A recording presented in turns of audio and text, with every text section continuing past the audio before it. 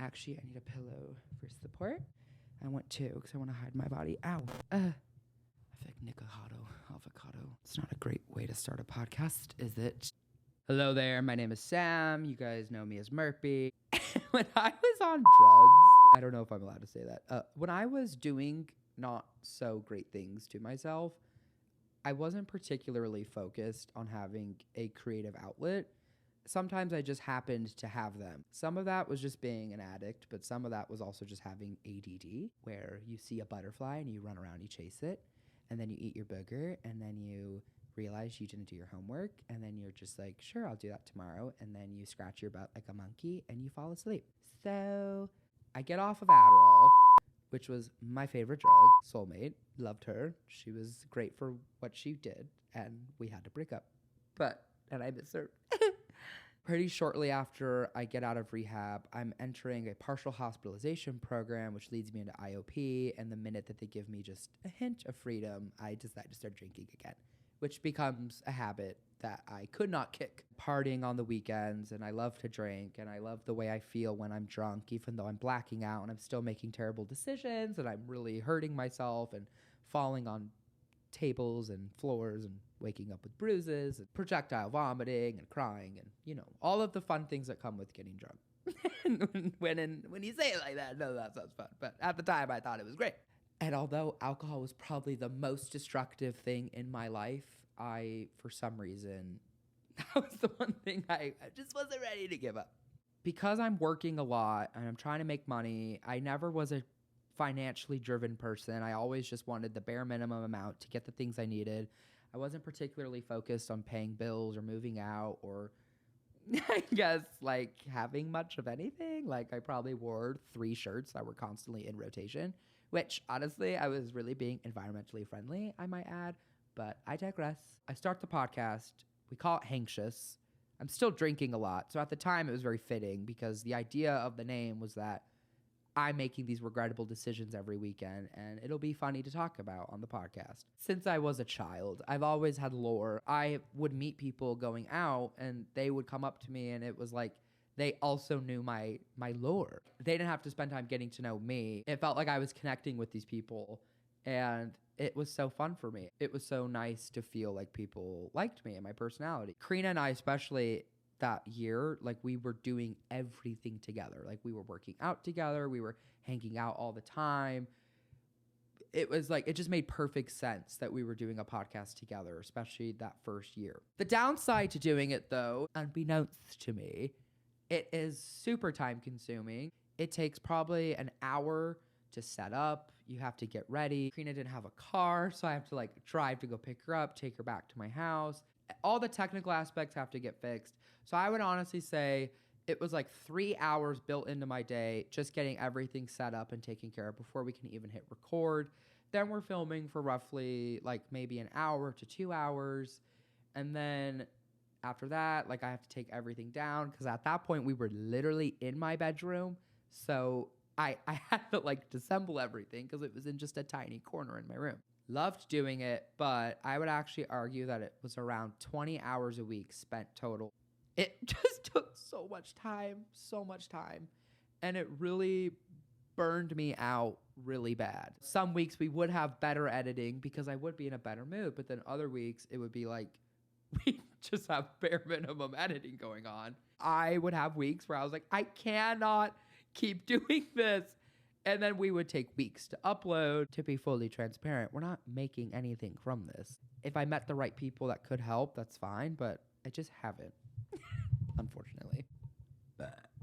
Sorry. After that first season, we disappear for a while. Things just unfold really crazy, really fast, and my mental health just takes a sharp decline. From bad to worse so fast. I felt like dog shit.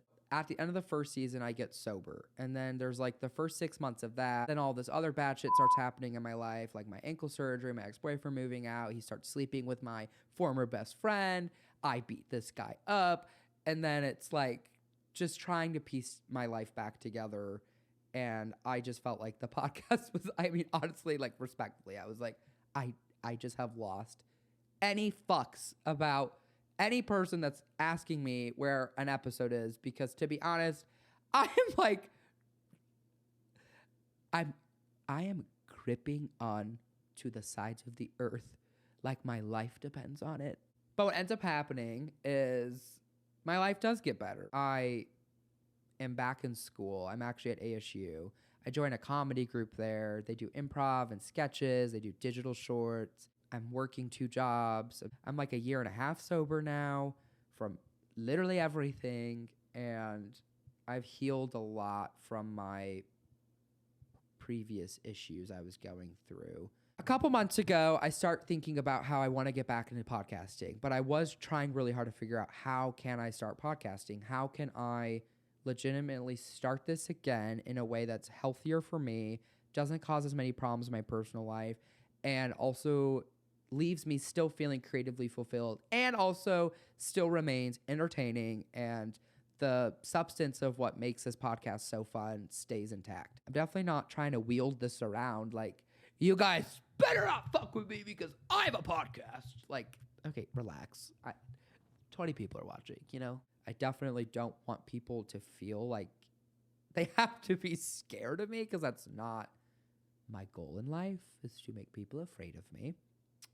I do enjoy when people are a little afraid, only because I do feel like I tend to get stepped on. I almost have a persona when I'm filming, and the persona is me yelling and screaming and acting like fucking SpongeBob. And I'm not SpongeBob SquarePants, you know. I'm Squidward. I'm negative. I am miserable half of my life. I hate everyone in my life half of the time. And I play the clarinet. No. I just, to be honest, I'm not really that happy all the time. I don't know. It scares me. And like, look at me right now. Look at me right now. I am acting like a cartoon animal, and I'm not that person in real life. It's not always shits and giggles, bitch. Like, I'm a real person. I even struggle with that doing improv sometimes because, like, this is so stupid. You guys don't care. No one cares about improv, but like literally nobody.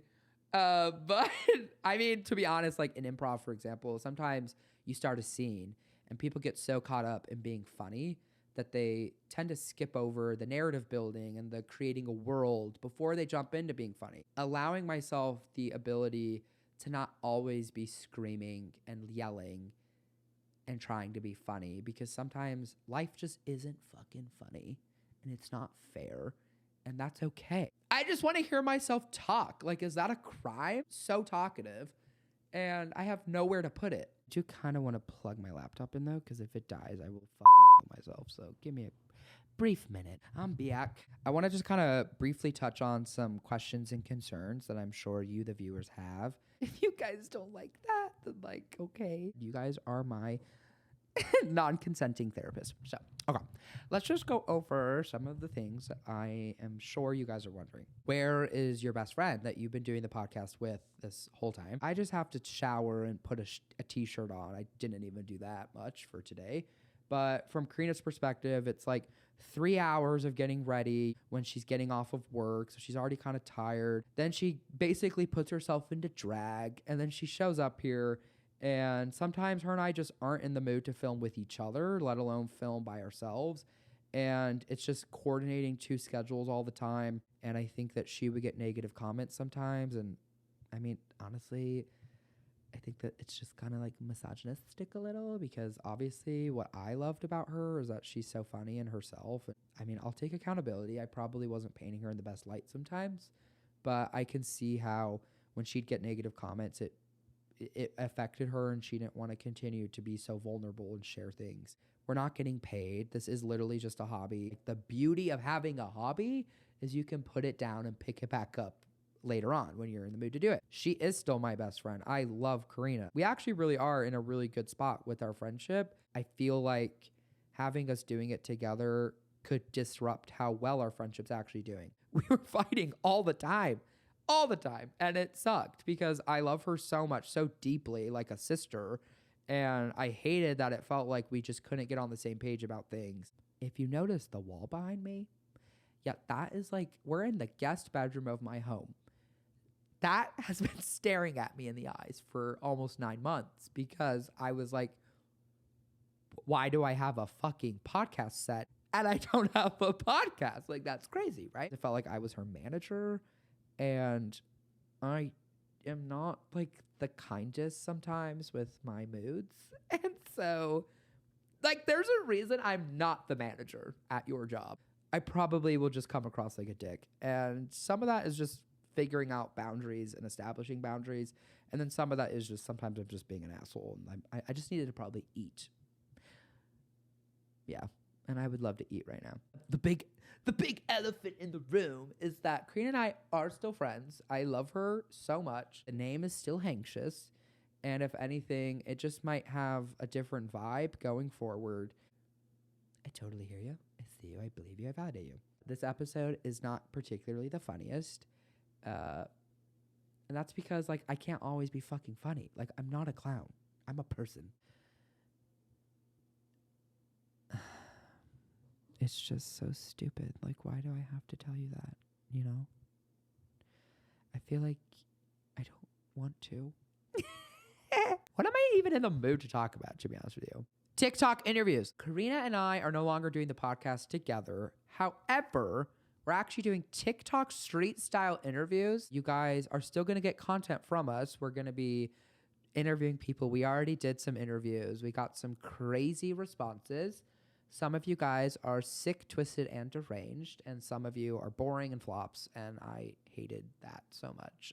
And to be honest with you, that medium gives me so much anxiety because it's super embarrassing, and I hate that I have to be in public. And if you guys are curious to know, the street style interviews was I was dressed as Roger Rabbit, and Karina coincidentally gets to be super sexy, and she looks like actually a supermodel because she gets to be Jessica Rabbit, and I looked like a chunky, chubby bunny. I would say it was comparable to like a costume you would wear as a 5th grader to like a Skateland party. I felt like I needed Heelys on or something. I was not feeling my oats. I was in like a quirky costume where you just feel like, yeah, people are looking at me and they think I'm just goofy. And, you know, sometimes I just want to be hot. Like, you know, the struggle I tend to run into is oftentimes I'm just not. It doesn't matter, you know? I hate my life. Like, it's so fucked up. Okay, can I tell you guys something really fucked up? And like, I mean, honestly, my dietitian's well aware. And so, yeah, I started seeing a dietitian in June, I would say, because also one of the things I was going through that I haven't told anyone, I'll just spill the beans. Like, ironically, I started going through a yoga phase, as all things do when you have issues, is my yoga turned into bulimia. I start yoga with a great mindset. You know, I'm going into that experience like, I am here to heal myself. Every time I go in to choose to do the class with my shirt off. So every class I get in there and I'm taking my shirt off, and it was clockwork. Every time I would look in the mirror and I would like hold my breath and pray that I looked just a tad skinnier than the day before. It wasn't happening. Spoiler alert, I was just gaining weight. I would do a yoga class and then I would go home and I would end up binge eating, and then I would purge because I knew I had to go to yoga the next day, and I was just really hoping I would look skinny the next day. That was happening for kind of a while, which is pretty funny too, because on Instagram, everyone probably thought like, oh my God, like look at him. He's like a little, like he's a yogi now. And I'm like, no, I'm like face down in a toilet 4 times a week. Like, this is not, appearances are deceiving. I am miserable, and I think that my eating disorder was probably as worse as it's ever been. And ironically, it was when I thought I was being like the most grounded with nature and like, oh, he's like soul searching. And I'm like, no, I'm like drowning in toilet water. For all intents and purposes, yeah, I don't know. I don't even have a joke for that. Like, honestly, it was just fucked. Like, it was stupid. And so I start seeing a dietitian. I still had my therapist, but I wasn't being honest with her because, you know, the girls who get it. Like, you know, like you're paying this person to help you, but like weirdly enough, you want their approval. And then you're like I'm not getting better because I'm just lying. Like, like what is the goal? Like, I don't know. I start seeing a dietitian. She looks identical to Julia Fox. But to be honest with you, I didn't want to tell her that because, you know, like if we're in here to kind of like I didn't know if she had an eating disorder, you know, like, is it like she's a dietitian because she just wants to help, or like, is it because she struggles with it too? So I didn't want to like tell her like, you look like the supermodel I know, because what if that like triggers her issues? I ended up telling her, and she thought that was super funny. And I don't even think she knew who Julia Fox was, but anyway, she like lives in Montana. I probably shouldn't tell everyone where my dietitian lives. Okay. So my dietitian starts working with me pretty closely, and obviously yoga has to go. And I didn't want to let her go. Like, I loved yoga, but obviously, like, I needed priorities. I'm getting over a cold right now, by the way, so that's why I'm like struggling really bad. That is an area of my life that I've seen probably the biggest strides ever in my life. I think that my eating disorder has just always been there constantly. It doesn't matter what size I was, how I was doing mentally. It's like my conjoined twin just sitting right there on my shoulder. I'm healing from it for the first time in my life. Like, I'm gaining weight right now as we speak. Why do I work out to build muscle for someone's approval? Because why would I want to be with someone who only wants to be with me because I have muscle? And to that, I'll raise you one better. I don't want to be with a guy that doesn't love the fact that I have a double chin. Like, actually, I'm not kidding. This gobble has held me back from so much in my life. I've probably starved myself 4 different times in my life and lost 60 pounds just to get rid of my double chin. And you know what's crazy? I grew a beard. 60% of my ears were boom, gone. Like, what the fuck? I could have just had a beard the entire time, and none of that would have happened. Crazy. Why do I care? I'm Shane Dawson. Like, that is just who I am. I've been running from it this entire time. I was heading down this path where I thought I had to be Jeffree Star, when in all reality, I was just born to be Shane. Why? Why does it bother me so badly? And I know why, because I was bullied my whole life, but I'm just as mean. I can bully the shit out of them back. Why do I give a fuck? I'm like convinced that if I was walking down the street, that someone is literally going to hit me with their car because they think I'm fat. Even if I think to myself, oh yeah, they're kind of fat. Like, I'm just being full of transparency. Like, you see someone, you're like, yeah, you're kind of fat. But like, that's just how you're meeting them. So that's just literally who they are to you. Like, you don't think about their lore. You're not like sitting down, going down a rabbit hole of like their whole life that led them to this weight. If anything, most people I meet that aren't like, you know, skinny, I don't really, it's pretty neutral. Like, I'm like, yeah, that's just what they look like. And like, who cares? Yeah, maybe not as many people are going to want to have sex with me, but to be honest, like, do I even really want to have sex with any of those people either? It's kind of like I'm putting this weird pressure on myself to fit something. I guess my pants.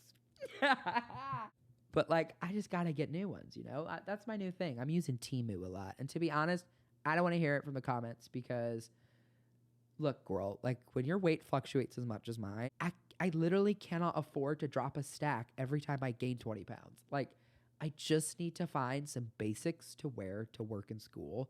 And Temu happened to fall into my lap. I got a new phone case. I'm living my best life, you know. Von Dutch. Brat Summer. That's something we missed. And, you know, I will say, while everyone was having Brat Summer, I was having a fat summer. But I'm not necessarily mad about it, you know? Sometimes when you feel fat, you almost feel like you're not allowed to listen to certain things. Like, I feel like Charli was kind of like that for me for a minute there. Like, I almost felt like I wasn't allowed to listen to Brat because I was fat. Fat in the hat, if you will. I kind of moved past that. Now I'm like, no, I'm allowed to listen to music even if I feel fat. What a stupid thing to put on yourself. In the same vein that I can listen to music about doing coke, and I don't do coke, but I can listen to a song about coke. So in that same regard, it's like, all right, cool. So there's a lyric in these songs about being skinny. And yeah, I'm not fitting the bill right now. And I know you might, just save the comments, you guys. I know people are going to make, you're not even fat. But it's like, no, I am. Like, I'm not skinny anymore. I'm like 185 pounds. That 3 years ago was quite literally like the biggest weight I've ever been. And no, it's not muscle. Like, I'm not working out. This is just weight gain. Like, I'm just bigger.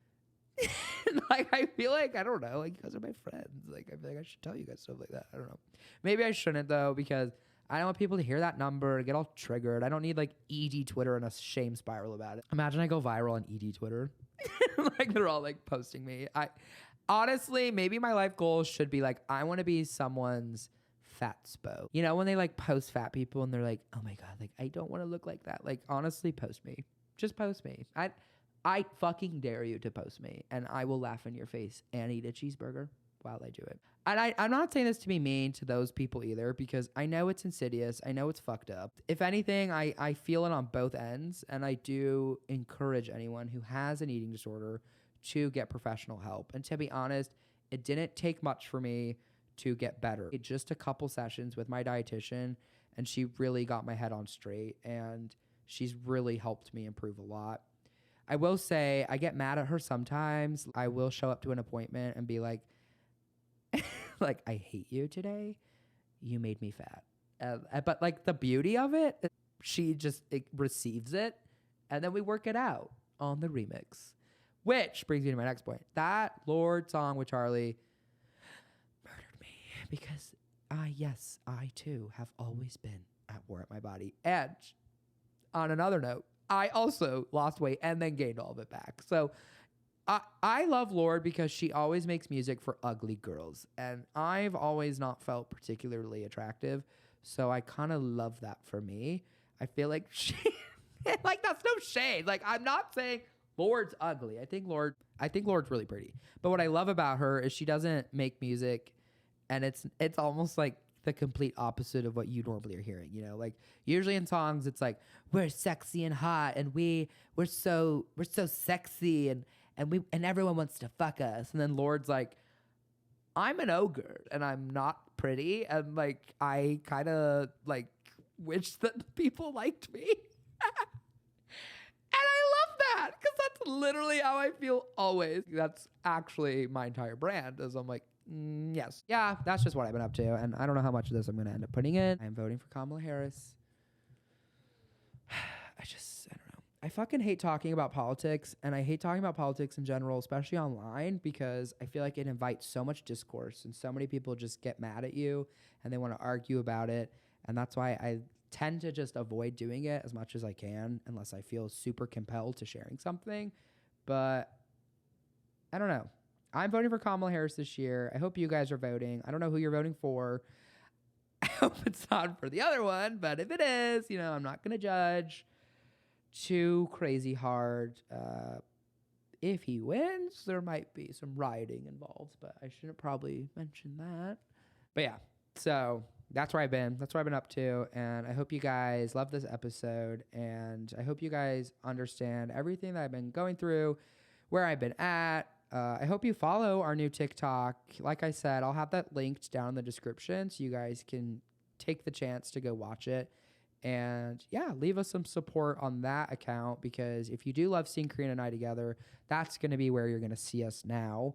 I'll be doing this as a solo thing with guests, and she will be on it sometimes. But for the most part, it's going to be me on here by myself. I love you guys so much.